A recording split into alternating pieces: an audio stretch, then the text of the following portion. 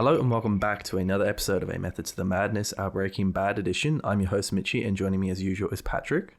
Yeah, hello. And this time we're covering Breaking Bad Season 5, Episode 8, Gliding Over All. This is the semi-half season finale, is that right? Semi-half season finale. It's the last episode of the first part of the final season. What do you call it?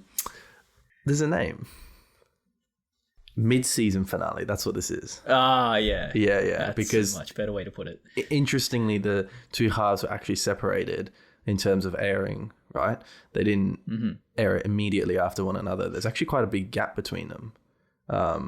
Almost like a year, right? Yeah, I think so. Yeah, strange.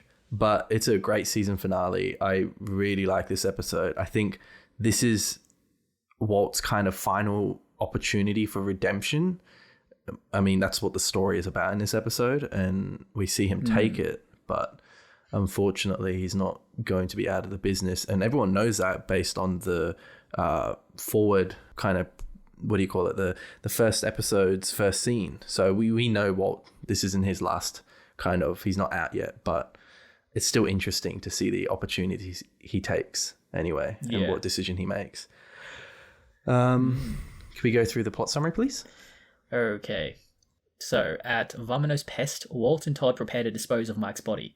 When Jesse arrives, Walt informs him that Mike is gone, telling him to leave. Walt meets with Lydia at a coffee shop to obtain the names of Mike's henchmen. Suspecting that Walt will see her as a liability and kill her, Lydia proposes a partnership in which Walt expands his distribution overseas to the Czech Republic. When Walt agrees with her proposal, Lydia provides him with the names. Walt asks Todd to meet with his uncle Jack Welker, a white supremacist who has ties with several chapters of the Aryan Brotherhood. Walt enlists Jack and his men to kill Mike's henchmen and their now imprisoned lawyer Dan, insisting that they be killed simultaneously. In a period of less than 2 minutes and across 3 different prisons, the 10 are killed. Walt's meth production runs profitably and uninhibited for 3 months. To convince Walt to leave the business, Skylar takes him to a storage rental unit where she has been storing the millions of dollars, which has now become uncountable. Later, Walt tells Skylar that he will quit. Walt visits Jesse and the two reminisce about the simpler days of cooking meth in the RV. When his visit is over, Walt leaves behind 2 bags full of Jesse's portion from the methylamine sale. Walt Jr. and Holly move back in with Walt and Skylar, and the family seems to be in repair, with everything now going well for Walt. During a lunch by the pool with Hank and Marie, Hank leaves to use the bathroom. Rummaging for reading material, he finds Walt's copy of Walt Whitman's Leaves of Grass under some magazines in the bathroom. The same copy given to Walt by Gail Bedecker. As he thumbs through the pages of the book, Hank finds a handwritten dedication to my other favourite WW. It's an honour working with you, for fondly, GB. Hank is shocked at last coming to the realization that Walt is Heisenberg. End of episode. Yeah. So this actually is, I don't know, it's a really interesting episode because it actually has a long time span. Like it skips 3 months, right? About halfway through the episode, which is kind of big for Breaking Bad. Yeah, it's probably the longest we've, like, in it, that it covers in any episode. Yeah, no, 100%, yeah. And there's a lot of, like, evident, I guess, signals that this is the end. There's a lot of nostalgia in this. I mean, we start off with a shot of a fly and Walt staring at it, right? And obviously that's meant to remind us of the fly episode from season 3. And I guess the guilt that he felt, and, you know, that fly in retrospect, I guess, is kind of a symbol of a lot of different things, and mainly the symbol of Walt's descent into becoming this drug lord kingpin dude. And it's just interesting. I wonder what he's thinking in that first scene, like in that very first shot, when he's looking at the fly. Does he feel guilty? Should he feel guilty? Is he thinking about leaving? You know, like, there's a lot going on there. Yeah. Well, I think in the fly episode, we talked about how at the end, when the fly lands on the red light, it's supposed to symbolize that he's at a point of no return. Right. And I can't say as to what Walt's thinking, but I think what it symbolizes in this scene is that it's just another reminder of, like, Walt can, you know, in this episode we see Walt go out of the business, but that doesn't necessarily absolve him. He can't just, like, go on with his life, you know, and I think that's what the fly represents here. Right. Yeah, but that's the interesting thing, is that he pretty much is out scot-free in this episode, right? Well, for the time being, yeah. But there's not really much tying him to anything. I mean, he's a very clean criminal. Like, he knows what he's doing, and he's thought about all the evidence. And the only thing that's remaining are these 10 people in prison, which, you know, is, I guess, the pivotal moment in this episode is those 10 being killed, which is a great scene too. And, you know, it seems like he's out, and you can't really think of anything if you're a first-time viewer that would kind of trip him up, bring him back into it. And I just love how there is this kind of particular reference to the book, I think at the start of the episode when he's just in the toilet or something like that, and he puts the book on the toilet, and, you know, it's just another one of those Breaking Bad things, always referring and foreshadowing. But this one's big because it's like the one thing that is potentially going to fuck him up. I mean, if he had just thrown that book in the bin or burnt it, because, you know, at the end of the day, it is technically evidence, he would have been out, really. Like, is there any other way he could have been caught? After he killed those, you know, a bunch of guys, probably not. Yeah. So it's just like so unlucky, I guess. Although I think a lot of it comes down to Walt's arrogance, where he, I mean, you know, he's a smart dude and he knows where he's gone wrong. He knows if there's any kind of remaining evidence left. You know, Walt's the kind of guy that if he's going to leave this business, he's going to do it properly and make sure nothing traces back to him, right? Which we see at the start, he's willing to kill Lydia with the ricin, although he doesn't because, you know, she offers the opportunity to make more money before that 3 months is over. And so he's clearly kind of like, you know, thinking about leaving or thinking about tying up loose ends, I suppose.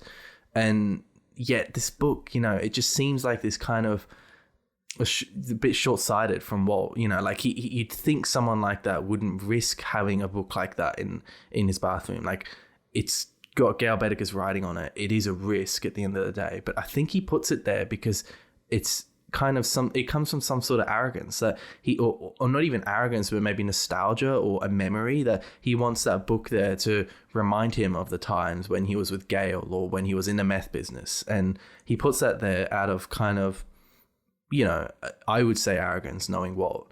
And that kind of fucks him up in the end because Hank ends up seeing it. But if he had just taken the clean kind of surgical approach that he usually does and is like, okay, this book is evidence, I'm just going to burn it, you know, and get rid of it, then he would have got out completely fine.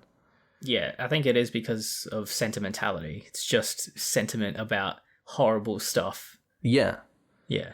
Sentiment that, is it really worth it for potentially risking everything? No, I agree with you. It's incredibly short-sighted, yeah. But, yeah, you know, but it's a very Walt thing to do.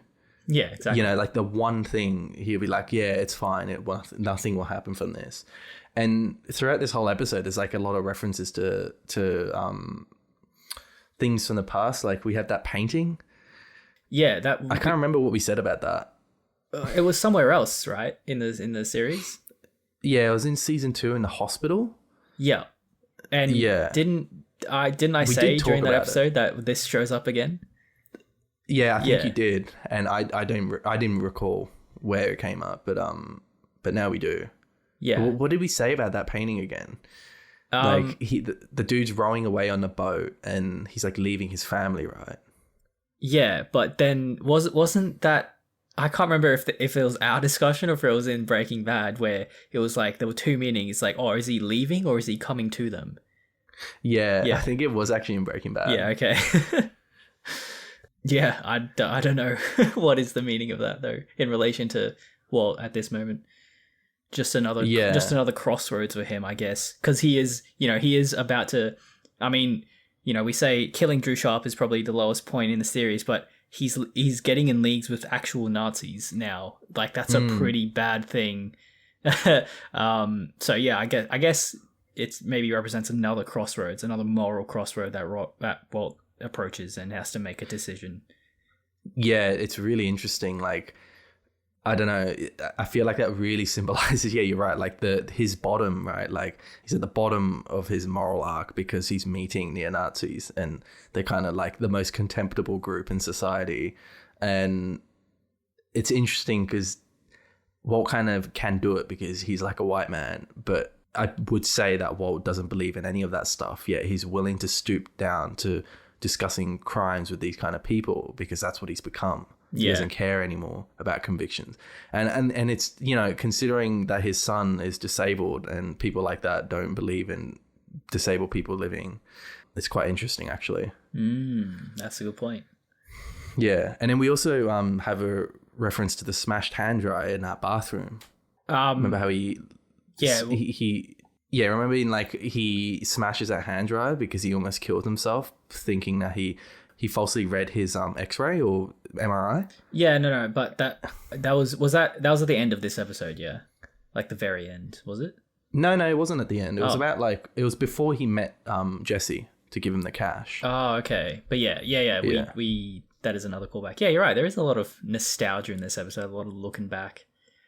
Yeah, and that's kind of like a hallmark of, I suppose, ending something. You know, you kind of look back on it all, and it's all a reminder of what's going on. We see that next episode too, when Hank gets into all that evidence, and you can just feel like this is the end, but you just don't really know how it's going to end.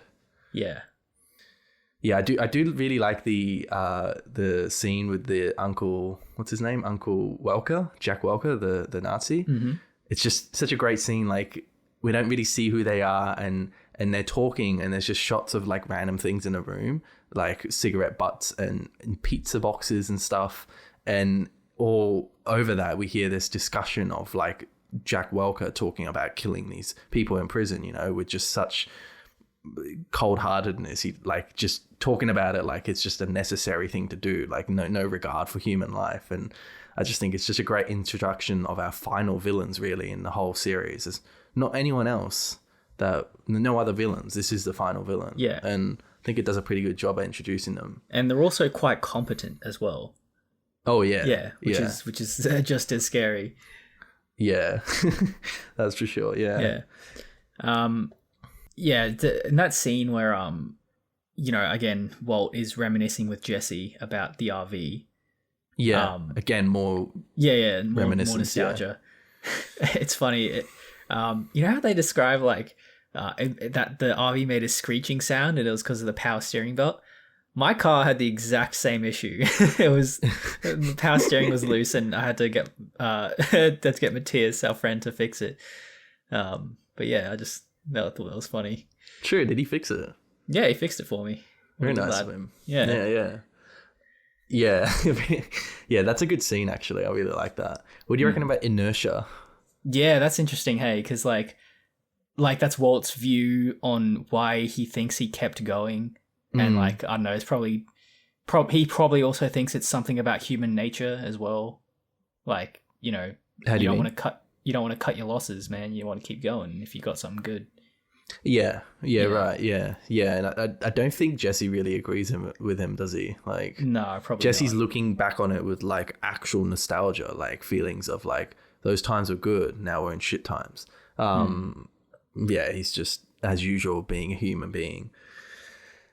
I also find it interesting that he had a pistol on him, and you know he obviously had it on his person that whole time while Walt was there. Is he suspicious that Walt was going to kill him, I guess? Yeah, I mean, you can kind of see in his performance that he's kind of like a bit sus. Yeah, he's very standoffish, yeah. Yeah. He's like keeping him at arm's length, but still trying to be friendly. Yeah. I mean, because he hears what... Wait, is that after he hears what Walt did? Yeah, he already knows about the prisoners, yeah. Yeah, so I guess that's why. I mean, you would be pretty scared, eh? Yeah. Yeah, it's just, he gets this money and I mean, he kind of almost breaks down over it, right? And we see next episode the kind of conclusion of that. But I don't know, it just reminded me like they were the same duffel bags as the duffel bag in season 2 that Jane, you know, stole from Walt with the $1 million in it or whatever from Gus. And they were making such a big deal back then. Like I just remembered how, you know, they got that money and they were talking about going to New Zealand and living there and you know, starting afresh, starting a new life. And this is what Jesse has right here, has this opportunity, right? Like he's got all this cash now and he could go and fulfill, you know, that foreseen destiny that Jane and he kind of thought of before. And obviously he won't. And it's just an interesting thing about all this. Like, there are so many opportunities for all our characters to kind of get out and take what they can while, you know, things are good, but they just don't. They're just stuck in this like New Mexico, Albuquerque town, and just, I don't know, it's just almost depressing, really. Just never see anything go anywhere. People just stay there. Yeah. Speaking of getting out, we get that montage of Walt cooking, and he kind of, like, for the first time, he's like, you know, he's got everything he's wanted, right? He's like the only person in charge of everything, and he's making heaps of money. But then we start to see him get a bit of like ennui, like he's, I don't know, like he realizes it doesn't actually fulfill him, maybe. Yeah. And then Skylar takes him to see that pile of cash. Yeah, which is a very famous scene. It's a lot of money there. Yeah, I mean, what do you think? Was that a good time to get out for Walt? Firstly, I like how there's so much money there that it's uncountable. Like, I just like that idea that it's just so much that Skylar just cannot count it anymore. You know, that's when you know it's a lot of money. It's like literally uncountable, right? I mean, technically it is countable, of course, but I just kind of like that. It just really indicates how much money is there. But I don't know, like, is this a good time for Walt to get out? Like, well, if anything, it's always a better time to get out than to not get out at all. So the fact that he takes the opportunity to get out is, I guess, something the audience wouldn't expect based on his behavior over the last kind of season, right? And I don't know, it kind of works.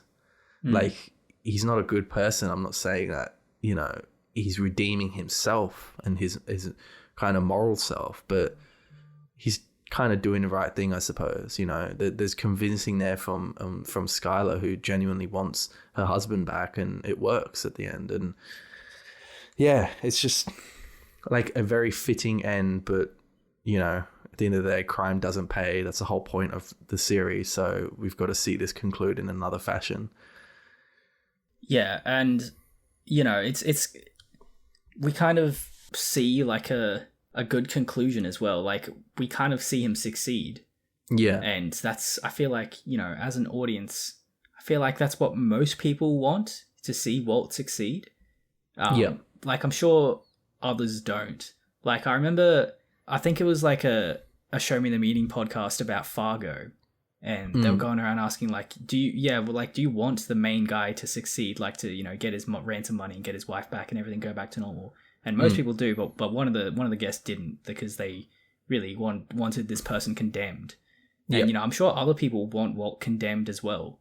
They would have very different reactions and you know, like, very different levels of sympathy for Walt.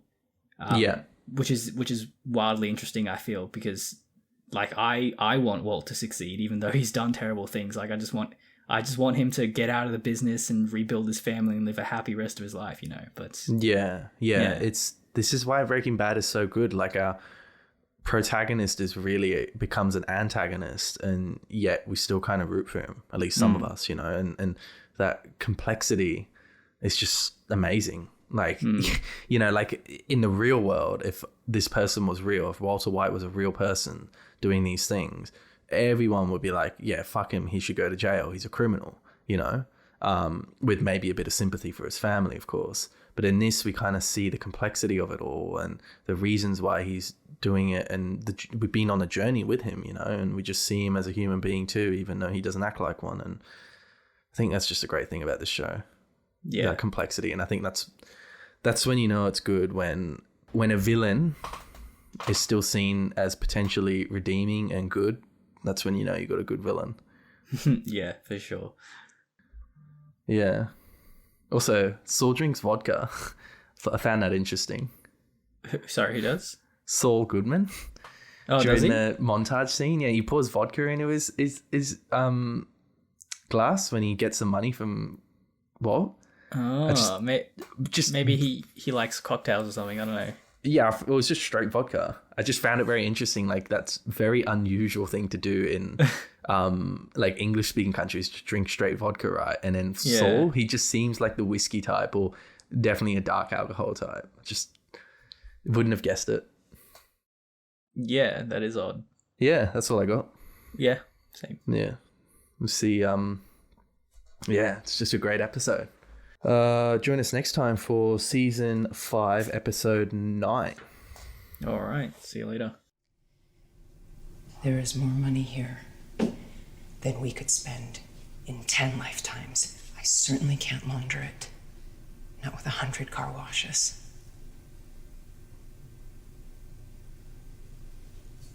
Walt.